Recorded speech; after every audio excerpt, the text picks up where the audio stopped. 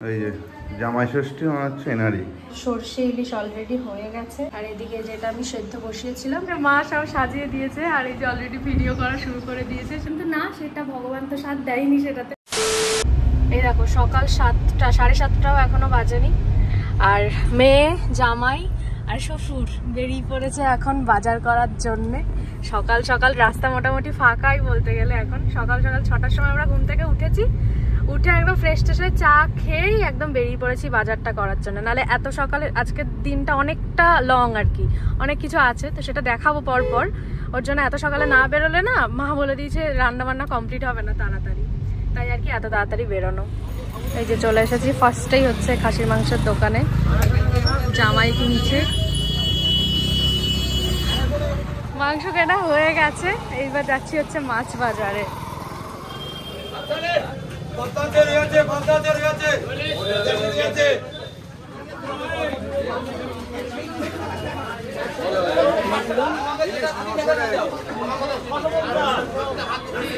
ইলিশের ছড়াছড়ি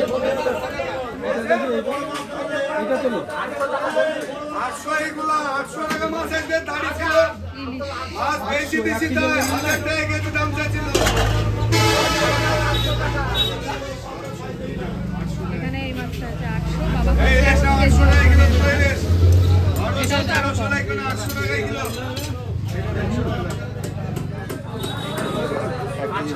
1 কেজি হবে না। ইলিশ মাছ নেওয়া এখানে হচ্ছে হলো চিংড়ি, ইলিশ নেওয়া হয়েছে, এবার এখান থেকে চিংড়ি নেওয়া হচ্ছে। 8:30 মতো বাজছে, প্রায় 1 ঘন্টার মধ্যে আমাদের সব কেনাকাটা কমপ্লিট আর এখন আমরা বাড়ির দিকে চলে এসেছি। এই যে বাড়ি এসে আমরা মা নুনটা আনো একটু।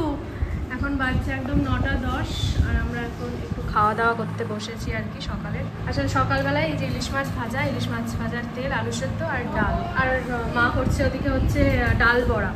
আর ও তো জামাই সকাল সকাল একদম বসে গেছে, দেখো সকাল সকাল উঠে স্নান পান করে নিয়েছে। আর এটা আমি ডাল সেদ্ধটা খুব ভালোবাসি খেতে, সেটার জন্য আমি ডাল সেদ্ধ দিয়ে খাবো আর কি। আর সকালবেলায় আসলে আজকে কালকে লুচি খেয়ে নিয়েছি আমরা, ওই জন্য আর তেলের জিনিস আজকে খাবো না। খাওয়া দাওয়া করে আমি একদম স্নান করে নিয়েছি, স্নান করে এখন আমি এসেছি ঠাকুর ঘরে। তো ঠাকুর নমস্কার করে রাধা গোবিন্দকে আমি সেই 5 মাস পর বাড়িতে এসেছি, তো 5 মাস পরই সেই রাধা গোবিন্দকে দেখছি।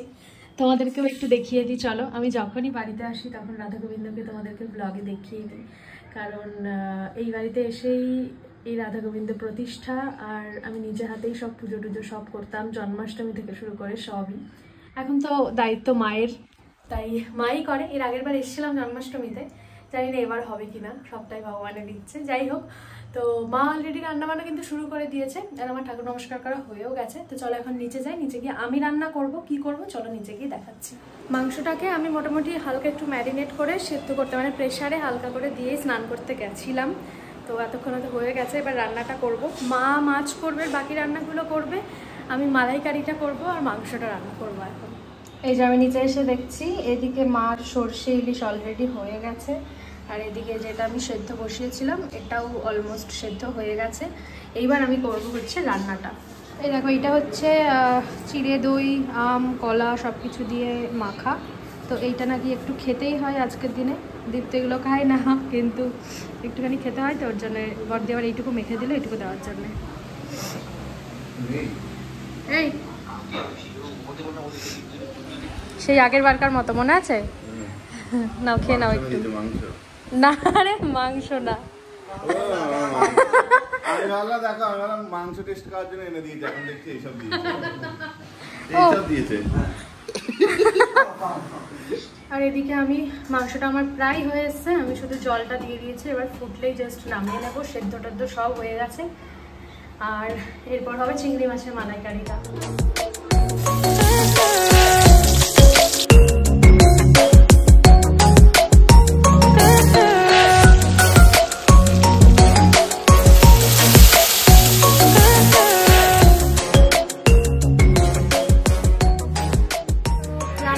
সব মোটামুটি কমপ্লিট হয়ে গেছে, বাকি মা টুকটাক যা বাকি আছে সেইগুলো সব করছে। এখন বাজছে 1টা পার হয়ে গেছে, তো এখন আমি আবার একদম ফ্রেশ হয়ে নিয়েছি, দিয়ে একটু রেডি হব।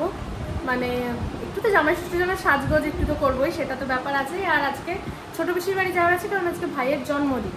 তো ওই জন্য একেবারেই পুরো রেডি হয়ে নেবো, মানে খাওয়া দাওয়ার পরে তারপরে আমরা হয়তো আধ ঘন্টা 1 ঘন্টা রেস্ট নিয়ে তারপর বেরোবো।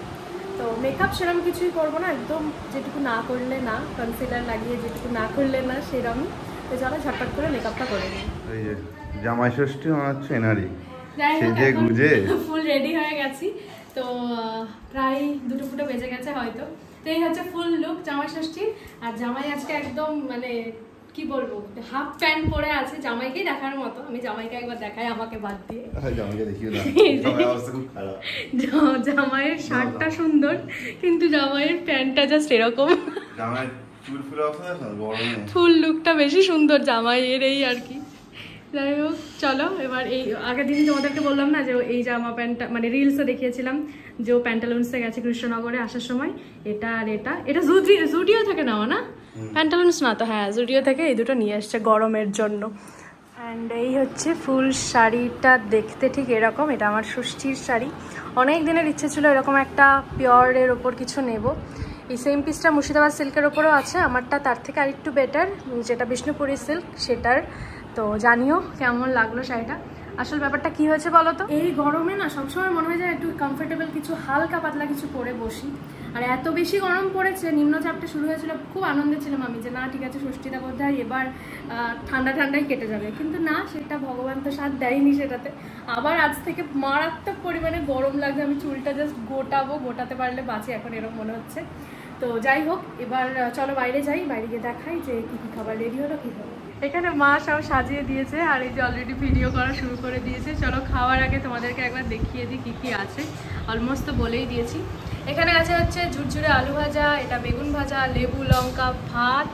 এখানে আছে হচ্ছে কাতলা মাছের মাথা দিয়ে মুগ ডাল, একদম চাপ করে। এখানে হচ্ছে আমি বানালাম যেটা চিংড়ি মাছের মালাইকারি। এখানে আছে ইলিশ মাছ, সর্ষে ইলিশ, আর এই যে খাসির মাংস। এখানে একটু পাতলা ঝোল গরমের জন্য বলা হয়েছে, ওই জন্য ও বলেছে, তাই তো? হ্যাঁ, এর আগের বার কষা খেয়েছিল, কিন্তু এবার এই জন্য পাতলা ঝোলটাই করা হয়েছে। আর দই মিষ্টি, চাটনি, পাঁপড়, স্যালাড, আর এই যে কি এটা সব অনেক রকমের ফল আছে আর কি। জামাই ষষ্ঠীর জন্য নাকি এটা দিতে হয়। খাবে তো না, শুধু সাজানো আর কি, আর কিছুই না। তো এইবার হচ্ছে আমরা বসবো খাওয়ার জন্য। চলো। ওমা, সারাদিন এত রান্না করলে একটু আসো, সকাল থেকে তো ক্যামেরাতেই আসোনি। আসো এদিকে। আমি কই করলাম, আমি তো বেশি কিছু করিনি। আমি শুধু এটা করেছি আর এটা করেছি, বাকি তো সবই মাই করেছে। আর তরকারি আমরা কেউ খাই না, পুরো নষ্ট হয়। হ্যাঁ, এবার সব গোটাতে না, দাঁড়াও ফটোটা আগে তুলে নিই, তারপরে গোটাতে হবে। আগে ঝটপট করে ফটো তুলে নেবো, তারপরে সব গোটাবো। হ্যাঁ, সেই সকাল থেকে হ্যাঁ এরকম রান্না বান্নাতেই ব্যস্ত। যাই হোক, তো এবার আমরা খাবো। আর মাদের তো না খাওয়া, কারণ আমাদের এখানে নিয়ম হচ্ছে মানে ছেলের জন্য ষষ্ঠী আমাদের ভাত খেতে। হ্যাঁ, কিন্তু আমার শ্বশুর বাড়ির ওইদিকে কিন্তু এই জিনিসটা নেই, তো ওই জন্য আমি আরাম করে খাচ্ছি আর কি। আর ছেলে মেয়ে হয়ে গেলে তারপর বোধহয় খেতে নেই নাকি। হ্যাঁ, এরকম ব্যাপার। তো আর আমার ছেলে মেয়ে ভবিষ্যতে হয়ে গেলেও আমি খাবো আর কি, আমার কোনো সমস্যা নেই, তার কারণ আমাদের এই নিয়মটা নেই।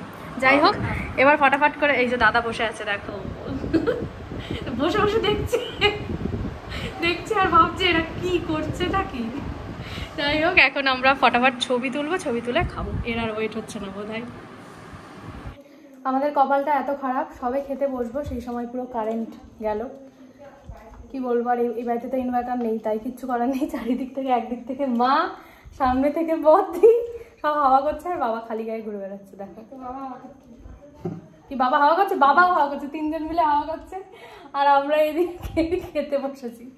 যাই হোক, এবার আমরা খাওয়া শুরু করবো। ও তো শুরু করে দিয়েছে, আমি এতক্ষণ সব ছবি ভিডিও যা করার করছিলাম, কারণ তোমাদের ডিমান্ড ছিল যে জামাই ষষ্ঠীর ব্লগটা কিন্তু করতেই হবে। তার জন্যে হাজার গরমের মধ্যেও আগে খাওয়ার আগে ভিডিও বানাচ্ছি, ছবি তুলছি, তারপরে এটা খাবো এবার। যাই হোক, ফাইনালি এবার খাবো। আচ্ছা, এটা হচ্ছে কি বলে, এটা আমি একটা খাবো, তাহলে উঠেই নে থালাতে নিবি।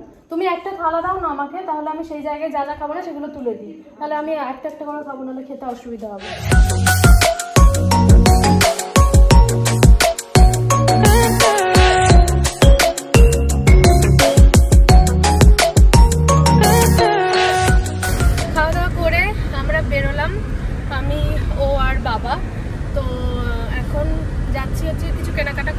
ভাইয়ের তো জন্মদিনে যাবো বললাম তোমাদেরকে, কিন্তু কিছু কেনা হয়েছিল না, তো সেটার জন্যই এখন যাচ্ছি। কিছু একটা কিনে নেব, তারপরে ওদের বাড়িতে যাব। মা এখন আসেনি, আমরা কিনে যখন যাবো, আমাদের বাড়ির দিক দিয়ে যেতে হয়, আমরা কিনে নিয়ে যখন যাবো তখন মা উঠবো আমার সাথে। ভাইয়ের জন্য জামা কিনতে এসেছি, এসব নিজের জন্য দেখা হয়ে গেছে, পড়াও কেনাও হয়ে যাবে এক্ষুনি বলে। ভালো লাগছে, কিন্তু এটা জন্মদিনের, আগে পড়তে দেবো না। যদি রাজি থাকো তাহলে নাও, নালে নিতে হবে না। কালারটা সুন্দর, মিষ্টি কালার। তুমি তো মিষ্টি, নিয়ে নাও। আর ভাইয়ের জন্য সেম টু সেম একটা এরকম অফ হোয়াইটের মধ্যে নেওয়া হলো, এটা বেশ পছন্দ হয়েছে আমার। মা উঠে পড়েছে, আমাদের জামা নেওয়া হয়ে গেছে দিক থেকে, আর কেকও নিয়ে নিয়েছে বাবার হাতে, ওই যে আছে। এখন আমরা চললাম। Happy birthday to you, happy birthday to. Okay, তো অনেস্টলি বলতে আমি সত্যি ভাবিনি যে জামাই ষষ্ঠীর ব্লগটা মানে এরকম ভাবে এন্ড করব, বা এইরকম ভাবে আমাকে ব্লগটা করতে হবে। দেখতে পাচ্ছ ব্যাকগ্রাউন্ড দেখে যে আমি চলে এসেছি মানে আমার বাড়িতে। তো কি হয়েছিল আমি একটু ব্যাপারটা বলি তোমাদেরকে, যার জন্য আমাকে এরকম পার্ট পার্ট করে করতে হয়েছে ব্লগটা। আর এত লেটে এই ব্লগটা তোমরা দেখছো, সেটার কারণটাই বলবো। হয়তো একটু হলেও বুঝতে পারছো যে আমার গলাটা এখনও বসা রয়েছে। তো ব্যাপার হয়েছে যে আমি পিসির বাড়িতে যখন গেলাম, পিসির বাড়িতে এতদিন পর গেলাম, ভাইয়ের সবাই মিলে প্রথমত বসে গল্প গুজব করছিলাম। তারপরে ভাইয়ের বার্থডে সেলিব্রেট হলো। এই কেকটা আমরা কেটেছি কখন শুনবে, গিয়ে গল্প করে, খাওয়া দাওয়া তো সেরকম কিছু করিনি যেহেতু এত কিছু খেয়ে গেছিলাম।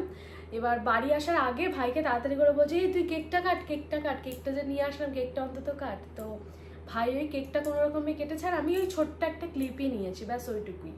তারপর থেকে আর কোনো কিছু তোমরা দেখতে পাওনি। তার কারণ হচ্ছে আমার প্রচণ্ড শরীর খারাপ হয়, মানে হঠাৎ করে জ্বর এসে যায়, তারপরে গলা ব্যথা, কাশি, এবং এখনও পর্যন্ত আমি আজকে প্রায় ষষ্ঠী থেকে ঘুরে, ষষ্ঠীর পরের দিন আমি বাড়িতে এসেছি।